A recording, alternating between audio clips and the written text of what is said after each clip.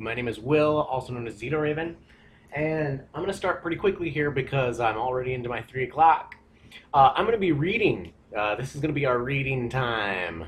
I'm going to be reading from Pathfinder Campaign Setting, the Inner Sea World Guide. I just want to tell you what the Inner Sea is all about. We're going to start right at the beginning. I'm doing this for a couple of different reasons. I got a few people that really want to know more about the setting, so this is going to help with that.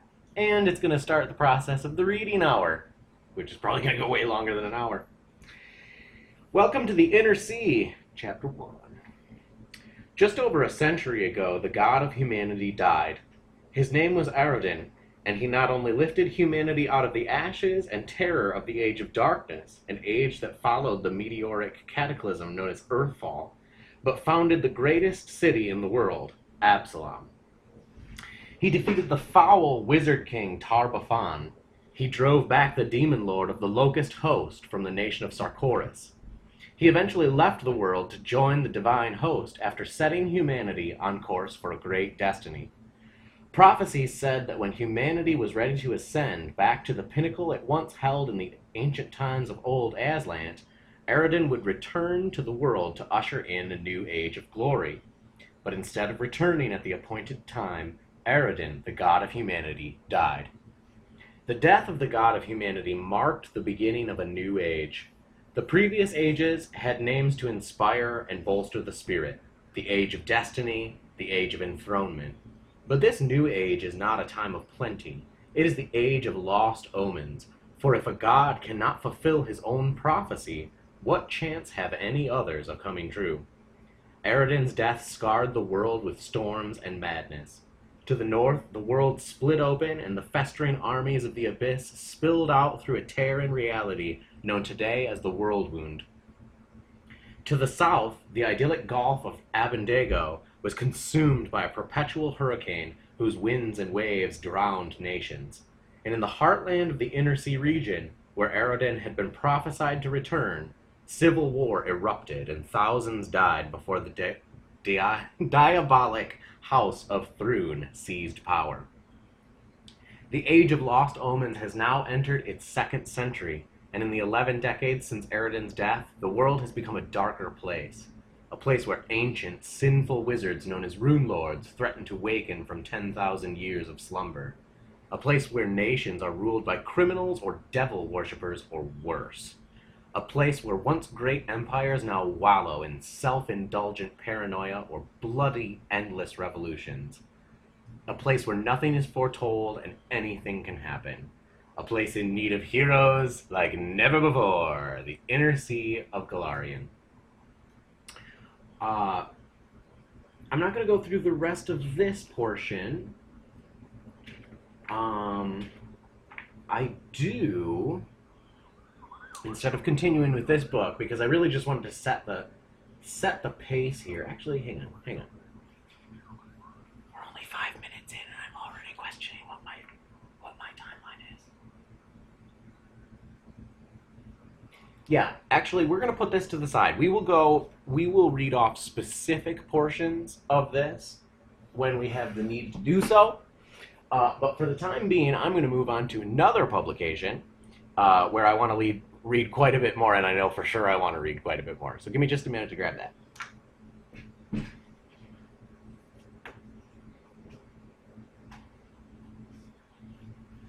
All right, so I've got several options, all of which I want to read, but I'm going to make sure that I only go for an hour. I'm only going for an hour. Only an hour. 1 hour, no more. All right, so let me just make sure that I reiterate. I got some new books yesterday, right? We have Adventure Path 5 of 6, Hell's Vengeance, Scourge of the Godclaw by Larry Wilhelm. That's Wayne Reynolds' artwork on the front there. And Path of the Hell Knight by F. Wesley Schneider. And so I'm not going to be reading from the Hell Knight book, but I do kind of want to give it a rundown at some point. I might even have to start doing reviews on this. Seriously, reviews? No. I do want to read an article about one of the Infernal Dukes, Garion or Gerion. I'm actually going to have to look at the specific pronunciation, because I'm going to pronounce things weird. Why do you do that, Will? Because ignorance, it's fun. I don't know if it's Gary on or Jurian, but it's a wonderful article. It's very cool, and because I love Serpentfolk, it's cool. It's very cool. I'm going to leave it at that. So I'm definitely going to read this article, and I'm going to read the Mephistopheles and the Moloch articles from the other Hell's Rebels and Hell's Vengeance adventure paths that are relevant to that. You know what? That's what we'll do. We'll do that in a day where it is relevant. Today, I am going to focus on, now that we've covered the basics of what the Inner Sea is, I'm going to read about a region known as the Mordant Spire. And I'm also going to bring up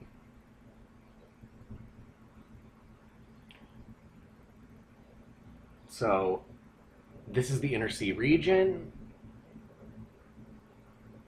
Yeah, look at how that works out. Oh, look. So this is, you can also find this in the community use license media. Paizo puts out stuff. They love us. They love us a lot. So the Mordant Spire, as you can see here at the very tip of this archipelago region here off the coast of Arisia, north of the Steaming Sea, there's the Mordant Spire zone right here. Whee! I'm going to be reading about that. This is from Mythic Realms here. Pop back, pop back. Pew! This is from Mythic Realms, another campaign setting book. This came out about the same time as Mythic Adventures and was meant to give an idea of where mythic power resides in the in the world of Golarion. So, the Mordant Spire. From beneath the waves, the Aboleths watched the rise of Aslant, the civilization of humans they had raised from barbarism. As the nascent empire reached the height of its power, however, the Aboleths began to fear their children and brought down Earthfall to smash the upstart realm and sink it into the sea. But others were also observing the empire.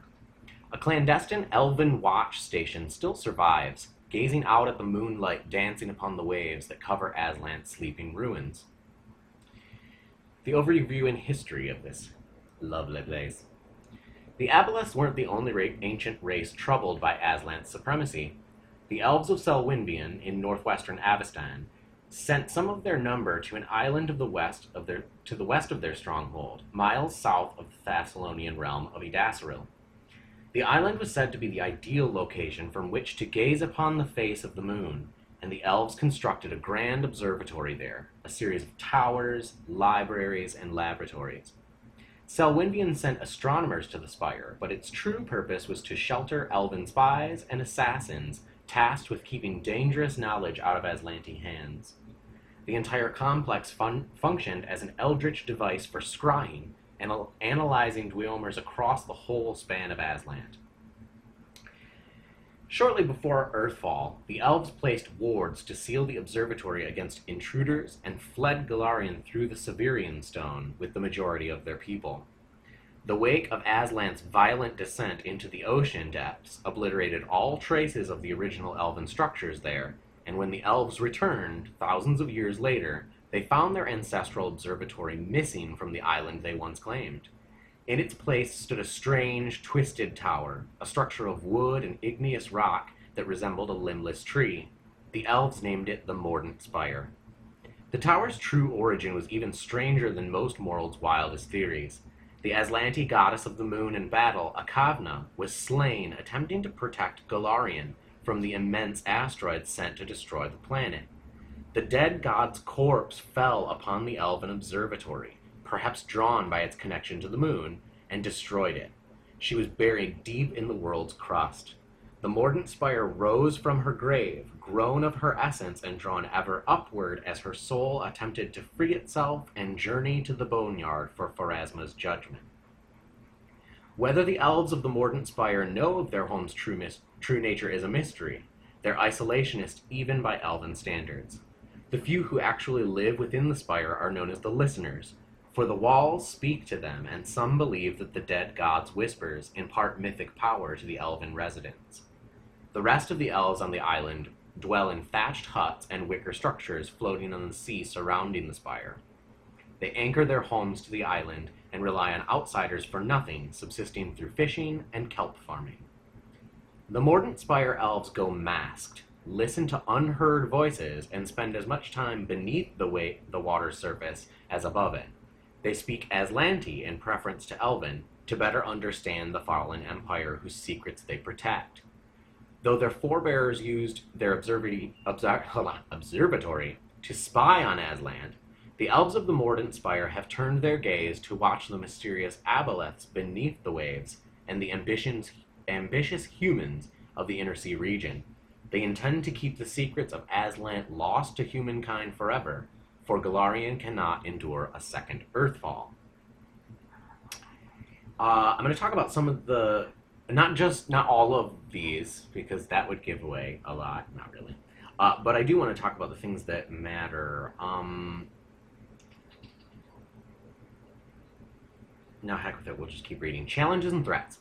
Though the elves living in and around the Mordant Spire present the most obvious challenge to uninvited guests, the Spire boasts considerable magical defenses of its own. Mordant censors, ever vigilant against those seeking to plunder Aslan, the censors glide above the waters around the Mordant Spire in boats without oars or sails. They also patrol beneath the surface, using magic to breathe or transforming into aquatic creatures. A typical prime censor is an 18th level elven wizard who is versed in reading thoughts and controlling minds, remains in contact with the Spire telepathically, and commands a band of 2 13th level fighters, a 13th level druid, and a 13th level rogue. The censors prefer to capture trespassers alive, to question and search for contraband. Intruders who discover too much of Aslan are brought inside the Spire itself, where they are ruthlessly interrogated and their minds are wiped of offending memories with magic and surgery. Survivors and corpses alike are unceremoniously dumped on neighboring islands once the elves have finished with them. Catching and dispatching aggressive trespassers and those who elude the censors falls to a character I'm not going to name. Spoiler, spoiler, spoiler. He can ride a horse that can change shape into a hippocampus or a pegasus. I wish I had a horse like that. Not in real life. Probably in real life too. Never mind. This is the part I wanted to read. Vibrations of the Spire. Long-term exposure to the emanations from the Mordant Spire creates a psychic resonance within the mind. The voices heard might be different aspects of a kavna or a bodiless intellect arising from elves whose minds have merged.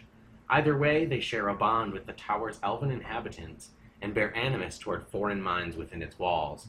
The tower is known to toy with its prey, splitting up groups and luring them into traps with echoes and phantasms.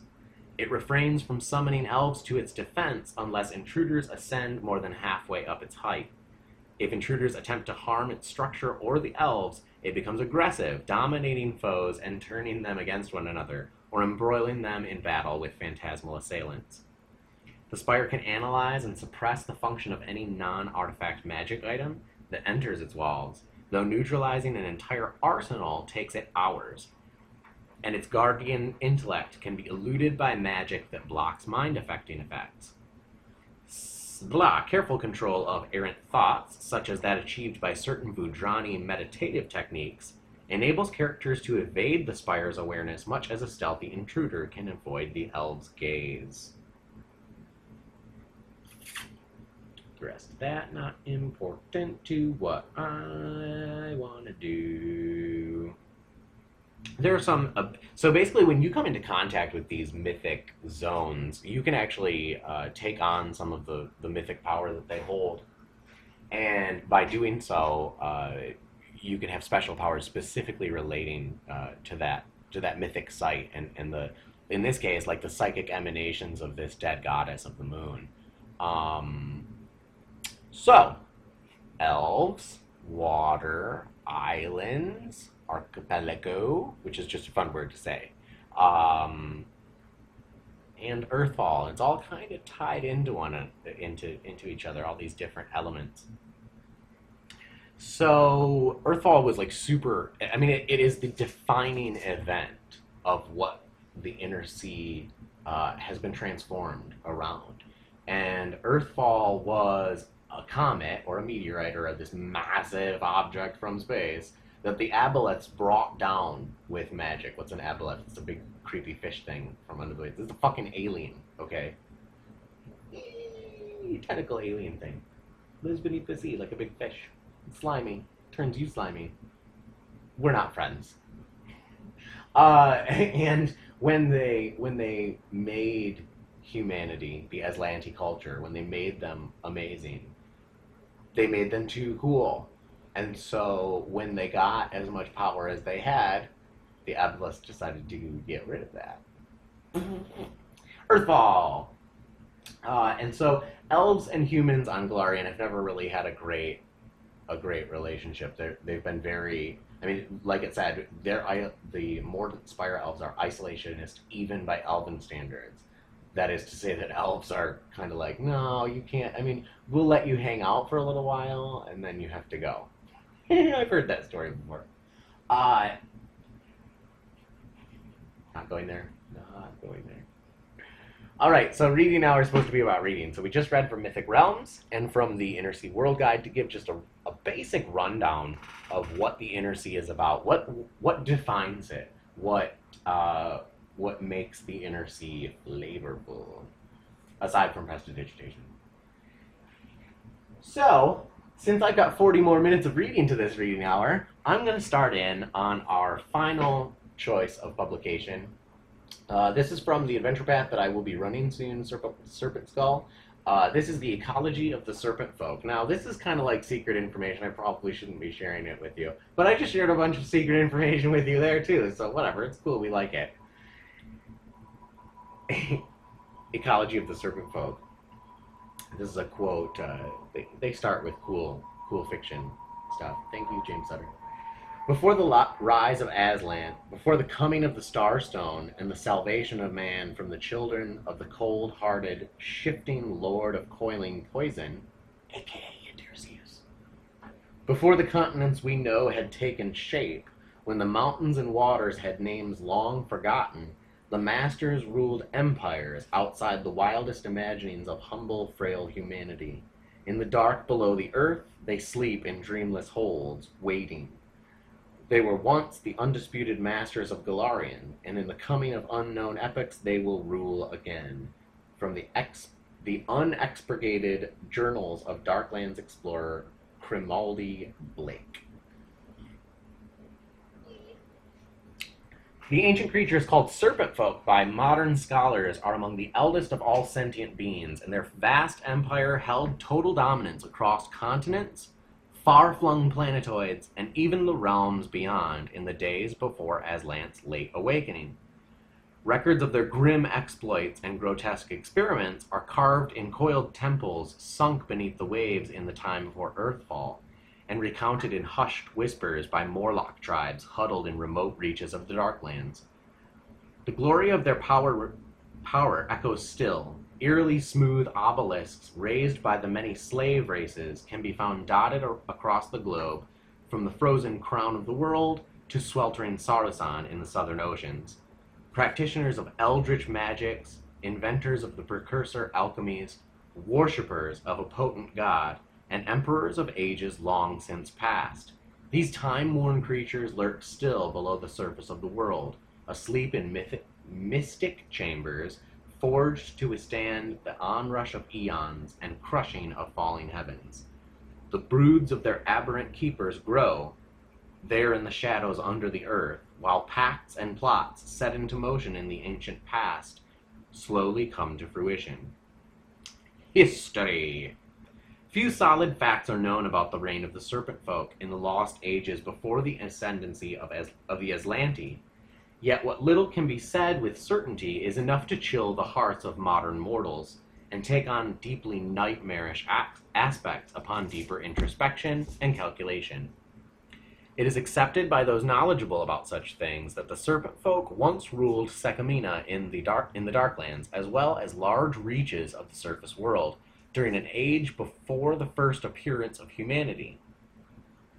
How long this domination might have lasted is subject to heavy debate in scholarly circles, but even the most conservative estimations tentatively place the length of their reign in the thousands or perhaps tens of thousands of years, while high-ranking archivists within the Aspis Consortium quietly hint that their organization is in possession of Serpentfolk records dating back several ages before Earthfall.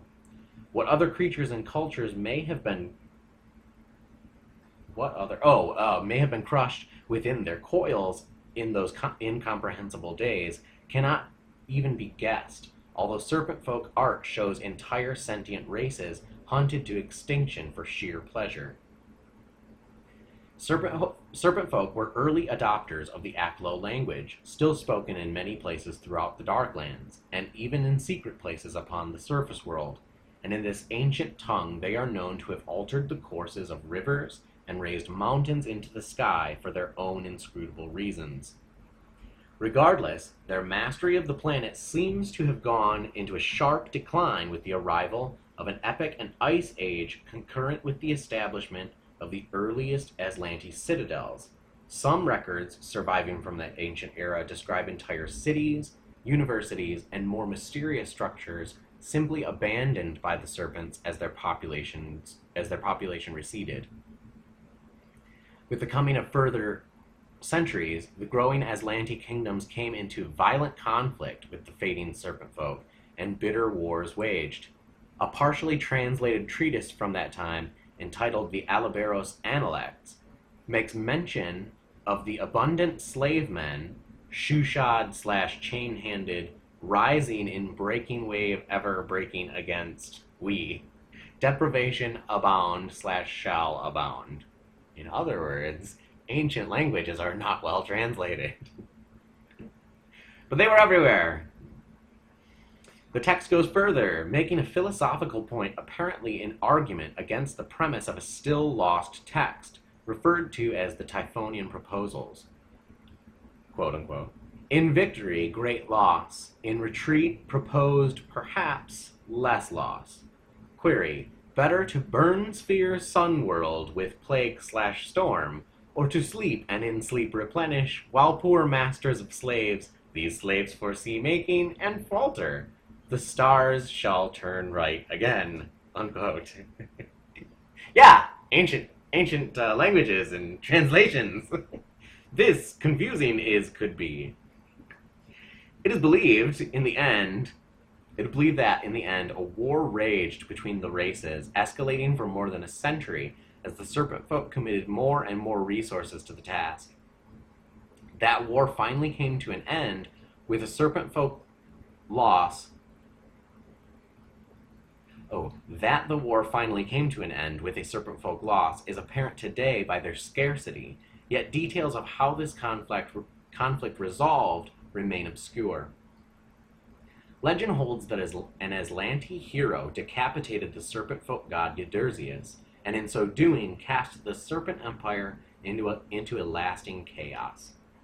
It may seem curious that so few records from this conflict have been found, and that the hero's identity has remained a mystery, but Earthfall shattered entire civilizations, so perhaps the loss of a single champion's name is not so surprising after all.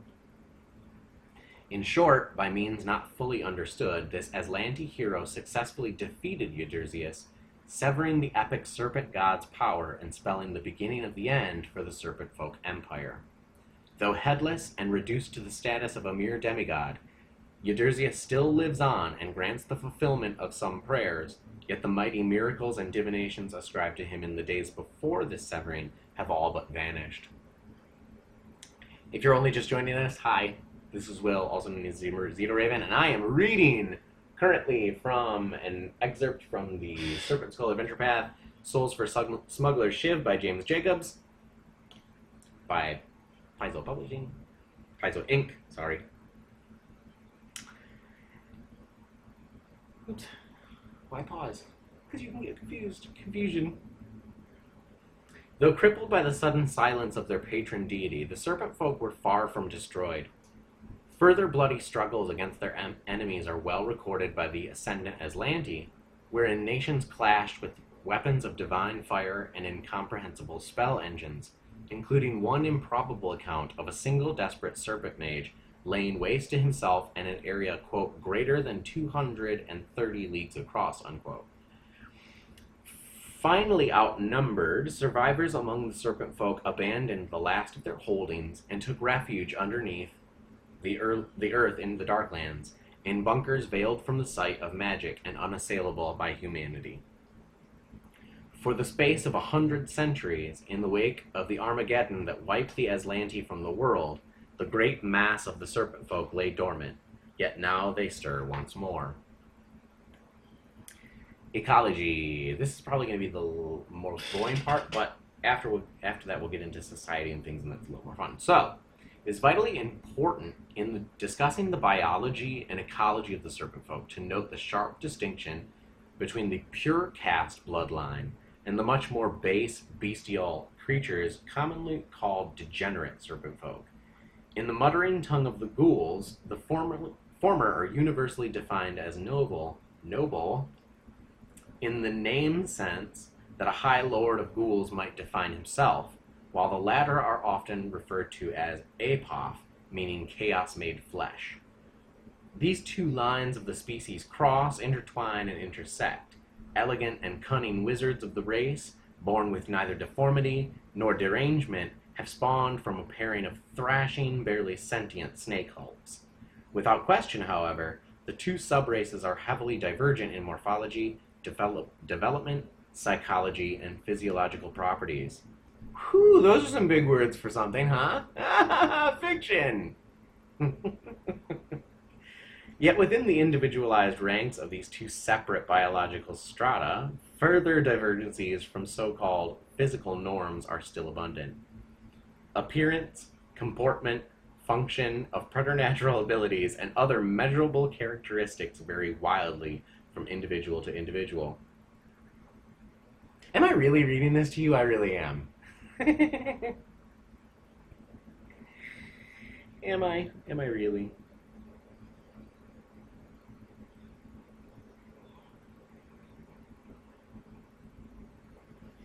Technically, I should. You know what? This isn't going to be a reading hour. It's going to be a reading half hour, starting at 3 and ending at 3:30. Why? Because I don't really want to read all of this to you. All of these details are not necessary for what I actually want to accomplish. Yeah, we'll let some of it be a secret. That's what we're going to do. We're going to let some of this remain a secret. That's just how it rolls. Whee! All right. So for the time being, I'm going to call that right there, because I need some coffee. And I've decided that an hour is a little too long to read straight through on one thing. ADD much? Maybe. Maybe, just maybe. Yep, and of course that didn't come back around. Oh well. I have things to set up so that things don't mess up in the middle of my stream, so that I can go from one page to another and not mess everything up every time. Thanks for watching. Enjoy.